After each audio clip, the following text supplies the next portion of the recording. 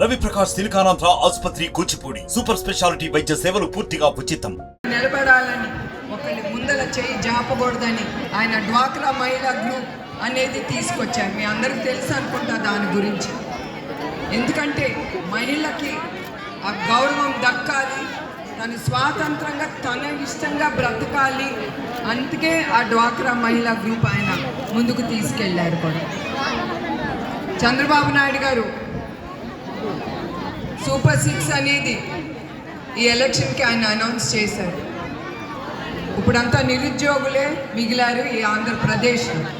అట్లాంటి ఆంధ్రప్రదేశ్కి ఆయన 20 లక్షల ఉద్యోగాలు కల్పిస్తానన్నారు. అట్లానే 3,000 రూపాయలు ప్రతి నిరుద్యోగికి ప్రతి నెల 5 ఏళ్ళు వచ్చినమ్మటే తన అకౌంట్కి ప్రతి నెల వెళ్తుంది. అదే కాకుండా చదువుకునే ప్రతి బిడ్డకి 15,000 రూపాయలు ఆ బిడ్డ అకౌంట్కి వెళ్తుంది. అదే ముగ్గురు చదివితే ప్రభుత్వం ఉన్నప్పుడు స్త్రీలకి ఒక సెక్యూరిటీ అనేది ఉండేది.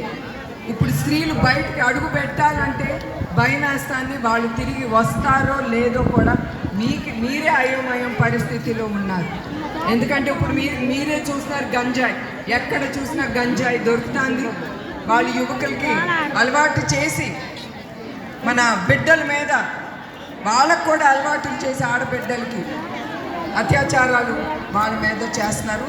చాలా ఎక్కువ పెరిగిపోయింది. అత్యాచారాలు చేసిన తర్వాత మన ఆడబిడ్డలు అది తట్టుకోలేక వాళ్ళు ఆత్మహత్యలు చేసుకుంటున్నారు. ఇది ఇప్పుడు ఈ రాష్ట్రంలో జరిగే గొప్పతనం, చాలా గర్వంగా చెప్పుకోవాలి. ఈ 5 ఏళ్ళు ఇంకా ఆయన ఉండుంటే మన రాష్ట్రం యావత్ భారతదేశంలో నంబర్ 1 రాష్ట్రంగా మిగిలేది.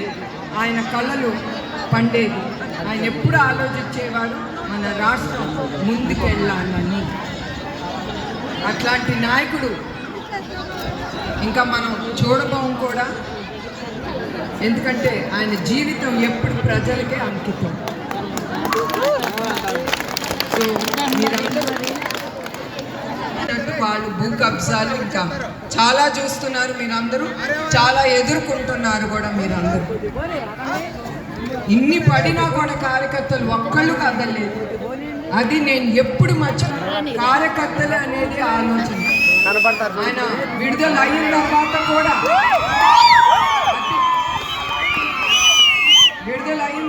డాక్టర్ చెప్పారు ఒక 10-15 రోజులు రెస్ట్ తీసుకోమని.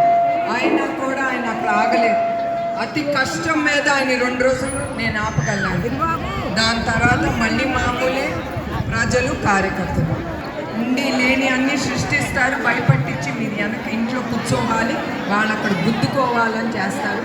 మీరందరూ భయపడకుండా గ్రామం అందరూ చెయ్యి కలుపుకోవాలి. మీరందరూ ముందుకెళ్ళి మన తెలుగుదేశానికి ఓటేయాలి. ఎవరు ఎదురొచ్చినా కూడా ప్రజల రాజ్యం ఈ కూటమి. మీరందరూ తప్పకుండా అక్కడ ఏ పార్టీలో నుంచుంటున్నారో వాళ్ళకి మీరు ఓటేయాలని కోరుతున్నాను. ఎందుకంటే ఇది ఒక చంద్రబాబు నాయుడు గారు విభజన అయిన తర్వాత మొదటిసారి ఆయన సీఎం అయినప్పుడు కొత్తలోనే జరిగింది ఈ సంఘటన. ఒక 6 ఏళ్ల బిడ్డ మీద ఒక అతను అత్యాచారం చేస్తే ఆయన ఒకటే చెప్పారు పోలీసు వారికి, రేపు పొద్దున అతను ఉండాలి, నా ముందర నిలబెట్టాలి మీరు అని. అట్లాంటప్పుడు అతను ఉరేసుకుని చనిపోయాడు. ఎందుకంటారు? భయం.